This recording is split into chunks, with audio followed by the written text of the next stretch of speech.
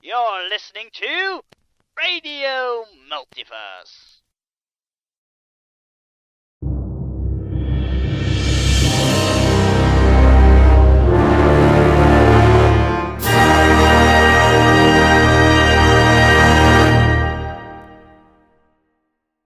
And welcome to Radio Multiverse RPG with your host, Ramsey.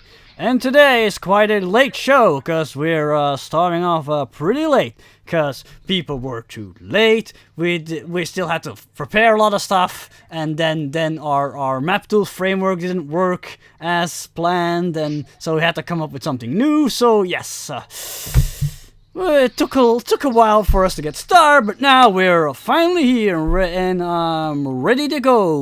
And today we have a completely new game planned, and it's gonna be a Savage Worlds game and set in the world of Eberron, which is normally a D&D world, but screw that game. We're playing Savage Worlds. And joining us for today's, and this is of course going to be Douwe's game, not mine. Indeed. Carry on, please. Yes. Joining us for this game, we have our usual roster, starting with a certain Richard. Hello, Richard. Hello. What kind of character are you going to play today?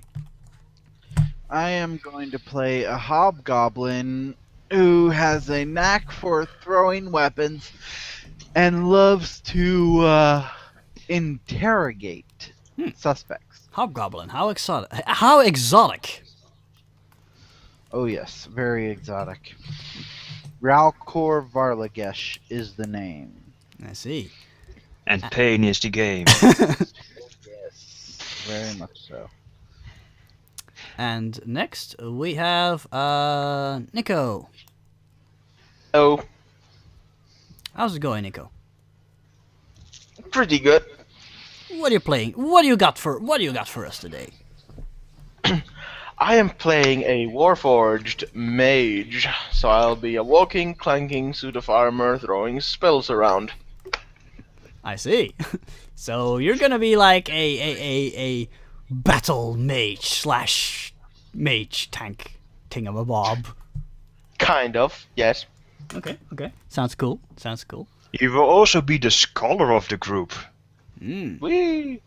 Yes. Ooh, lots of talking, Nico. And for Oh, those who are not familiar with the world of Eberron, Warforged are kind of like basically magic robots.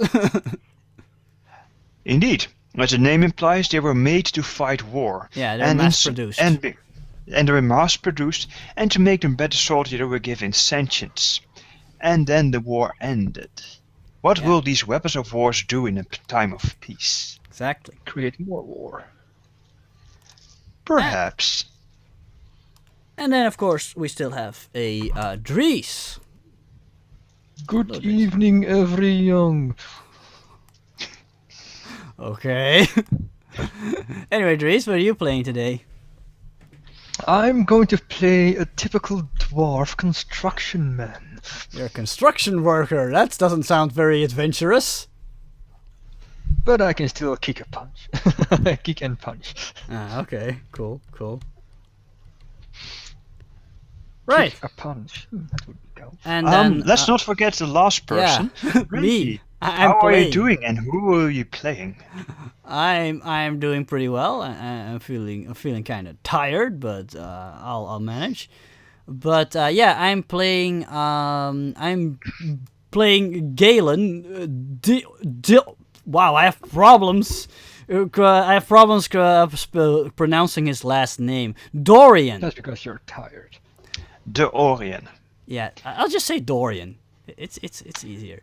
Galen Dorian, a nobleman, a man of noble stock, who prizes himself as a skilled hunter, but unfortunately he wanted a life of adventure, But unfortunately, he has been blessed with a dragon mark. And because of that, his family is putting high hopes in him. And he has a very important job. And because he needs to represent his family in House Orien, which is a very important trade house.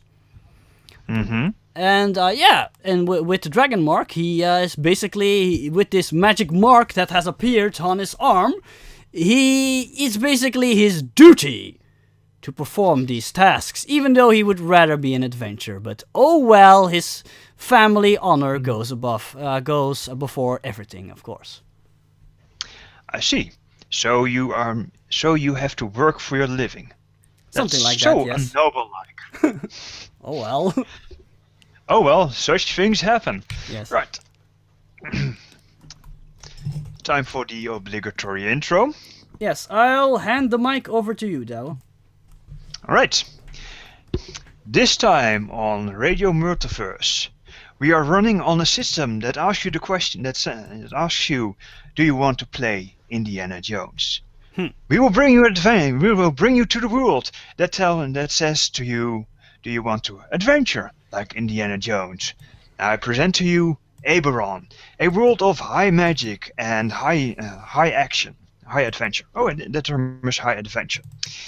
And we'll send our heroes not so much to adventure, but to reclaim a settlement that has been mysteriously and destroyed without any reason.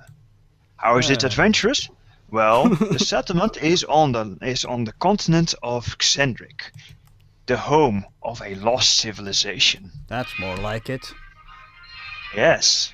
Who knows what? Shut off that noise! Yes. Without further ado, we're going to go live to the briefing. Galen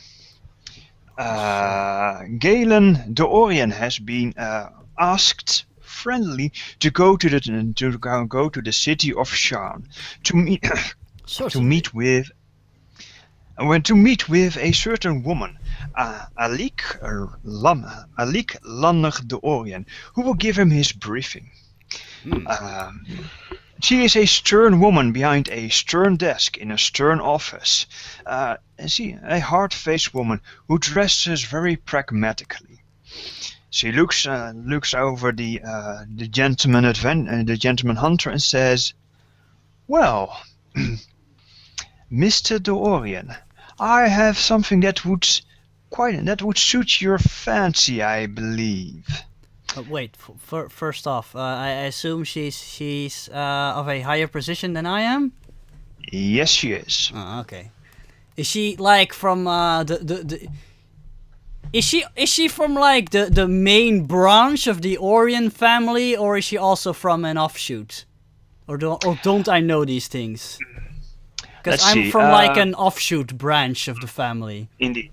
Her branch is in higher regard than you, because Frayne is not so open to certain influences, namely heretical outside influences. Frayne prides itself on having the right religion. Oh, so we're still in train then? No, you've been asked to go to Sharn, a city of liberties, endless liberties. Oh yes, but still, much respect is needed then to address this woman. All right, yes. As much respect as you wish to give. You see, one of our outposts on Xen'drik has disappeared and has been destroyed. To be exact, the populace has disappeared without a trace. We have sent scouts, and they report that it is safe to return, though they have no clue what happened. I need you to lead an expedition there and resettle this. Oh, I see. But of course, I have questions. Are there any clues as to what has happened? Are there signs of a struggle? What happened? Our scout team is very skilled, and although led by someone who is rather sparse with words, he has sparse with drawing conclusions. So he has not yet figured out what is going on. The clues that we have scrolled out of him are enigmatic, to say the least. It's best to investigate this matter on the ground, as it were. I see. So my exact mission is to repopulate the trade post. Is that correct? Yes. It's more like an outpost for expeditions, so you'd be wise to build it like that. The buildings are still intact, and the fields are still full in bloom, or whatever it is that those peasants call it. So, if I remember correctly, Xen'drik, isn't that like a continent isn't that in the middle of the wilderness, in a jungle? Indeed it is. You'll be in a jungle, surrounded by exotic ravenous beasts, and strange and wild natives who will probably not take too kindly to you being there. Yes, Yes. That causes a glimmer to appear in Galen's eyes. Indeed. I see. However, luckily, you do have the full authority to deal with these black-skinned savages as you see fit. Don't worry, my lady. I have expertise in dealing with all sorts of manners of wild beasts and other threats from Mother Nature. Do not worry. I think this will be in capable hands, and I shall deal with these problems swiftly and justly. I expected nothing less, Mr. House Orien. I will supply your expedition with a promised letter of 8,000 crowns. I see. Luckily, you do not have to buy passage. I've already arranged passage with a ship, who will also be used to ferry supplies to your settlement. And what of a crew and workers and other folk which need to aid me in this mission? The ship will have its own crew under the guidance of, and she just does this. There it is. Under the leadership of Captain Bronzebeard. How original. I see. Sounds like a regular scallywag, as they say. Must be a dwarf. Indeed. The crew and the captain have been supplied and will probably are not directly under your command. They will bring you to Xen'drik. But what of the professionals who will aid me once I arrive in Xen'drik? Have they already been selected, or do I need to take care of that myself? I thought you'd rather do that yourself. Very well, I'll take care of that then. Well, as I said, you have a budget of about 8,000 crowns. Do spend it wisely. Yes, I seem to have my work cut out for me. I think I'll get right to it then. Very well, don't let me detain you. Yes. By your leave, my lady. And he bows very courteously, and he takes his leave then. All right. And you're off into the city of Sharn, the city of towers, which basically consists out of of 9 towers that stretch 1 mile high. That is the entirety of the city. Just think about that. That's a big city. I think I'll just first start by selecting a crew, which is probably a lot of work. Indeed. So we skip forward for about a week, and you find three very promising prospects. That would be a hobgoblin inquisitive, who is rumored to be able to uncover even the most vague mystery. Aha. A warforged wizard who is, well, it's a wizard that can take a pounding. Who wouldn't want to hire him? Yes. And last but definitely not least is a certain dwarf who is a master craftsman. And I see he comes very highly recommended. Yes, indeed. He is a member of House de Kenneth, the merchant house of crafting and manufacture. Very good, very good. We can use a chap like him. Oh, very much so. Now, who do you want to interview first? I actually think I will start with the dwarf, because I think we will need his skills the most. Dries, are you present for us? Yes, I am. Good. Now, as you are wont to do, you are invited to join him and to have a talk with this Orien fellow in a tavern, because that's where all adventures start. Mm-hmm. Can I say I have maybe a separate room somewhere? Yes, Sure. definitely. Not a problem. I've rented a room for this interview. Yes, you have. Actually, can't I just use the House Orien headquarters in Sharn? Yes, you can do that as well. Yeah, that seems more official. I don't think the master craftsman dwarf would feel I don't know. I think he would feel a little insulted if he gets invited for a job to a simple tavern. If you say so. Yes. Now, I do say Ramses, so. you have the time to ask 3 questions of the Grimgol Stoneforge. Make them count. That's not a lot.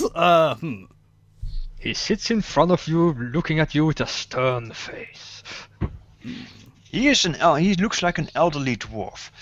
Smoking his pipe. A white beard, white hair, and would Grimgol dress up for an interview, or would he just wear his working clothes? He would wear his fancy working clothes. Fancy work. Ah, yes.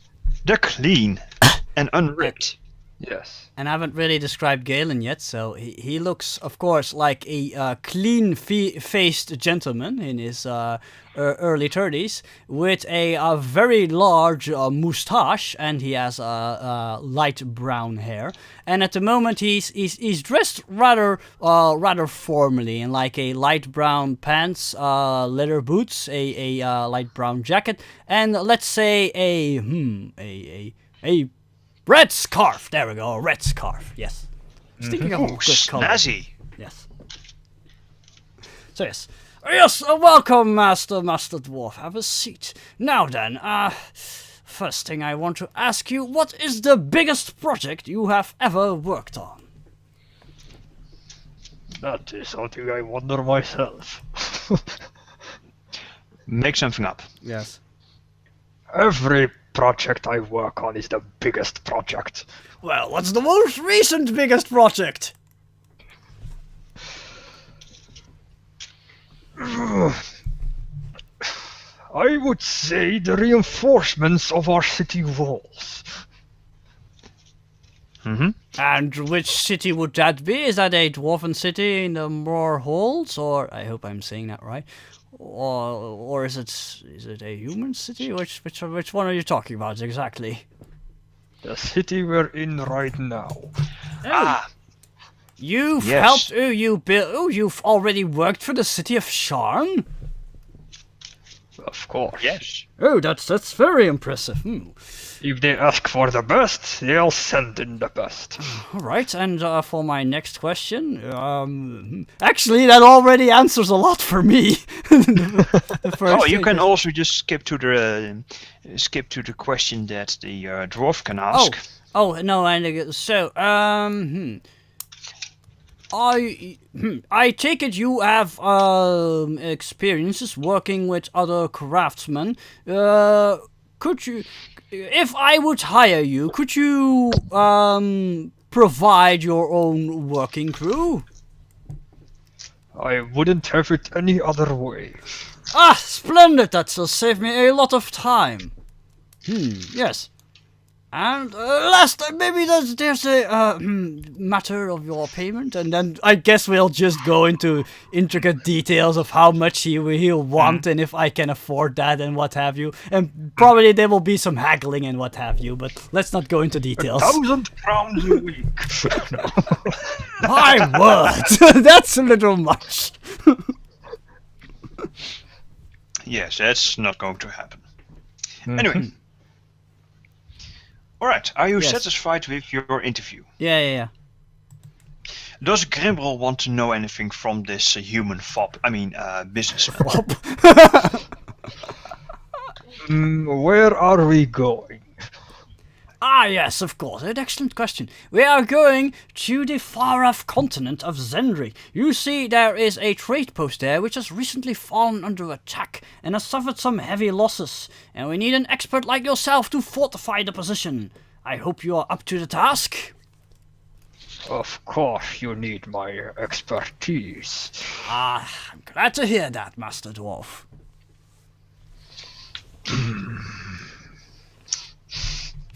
Alright, then we go to the second interview. Was that an approving grumble or a disapproving grumble? No, it's every time you say Master Dwarf, you go like, I'm calling you Master Dwarf, that's respectful, right? Yes, but still it's like calling you a Master Human. I know, but still. You notice Galen thinks he's being respectful. Yes. Now, Richard, Nico, who of you wants to go first? Nico. Nico's not here. And then it's Richard. Yes, I am. And he's back. Nico. Welcome back. Nico, do you want to go first? Oh, the interview. Yes. May as well. Bleep, bleep. Excellent. Yes. You've heard tell of this really rich guy that wants some magical protection from some kind of long project. Considering you are quite new with all this money stuff, you might as well just take him, see how much, see what the offer is about. You go to the House Orien headquarters and find yourself. And you are shown into an office which has a elderly gentleman smiling brightly at you, dressed in brown with a dashing red scarf. What in the names of the gods does he see entering his office? He sees a warforged construct, not quite as bulky as his kin that were made for heavy hitting, but still quite sizable. He wears a a brown-like cape, which covers up a bit of most of his head and his. That's a cloak. Yeah, cloak. If yeah, it covers my his bad. head, it's a cloak, not a cape. Yeah, cloak. Good. And he walks in with a clunk, bland face that shows no human distinguishable emotions. It's like Just like the Warforged then. yes. Very few have emotion expressing faces. However, they do try to make up with that with their voices. And tilting head, of course. Mm-hmm. What is your name, actually? I don't know. Didn't you say you were going to call yourself Spark or something? Oh yeah, that's right. Sparks. It's like every time Nico comes up with like a name or an idea, and like when he actually has to use it, he forgets what it is, and for some reason I always remember. I'm terrible at names. I am absolutely terrible at names. All right. Right. Sparks. Okay, there's a Warforged in your office. What in blazes? Oh yeah, I'll assume he just came in. Yes. He didn't just appear. All right. No, he did not just appear. He actually went through the door. Yes. Oh, well, not through the door, but opened the door, walked in. Oh yeah! Crash! dwarf in the house. Arrived. Yeah. All right. Right. You presume it's your warforged appointment.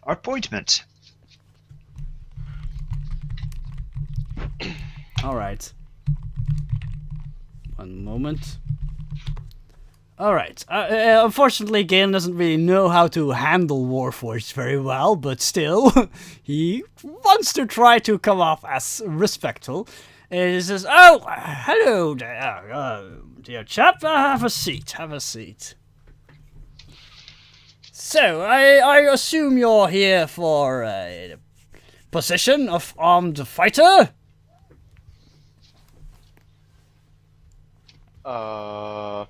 That's exactly what you hear. And of course, he doesn't sit down. Yeah. Oh, no need to be shy. Have a seat. I'm certain the chair is very sturdy, could handle your frame. Ha ha ha.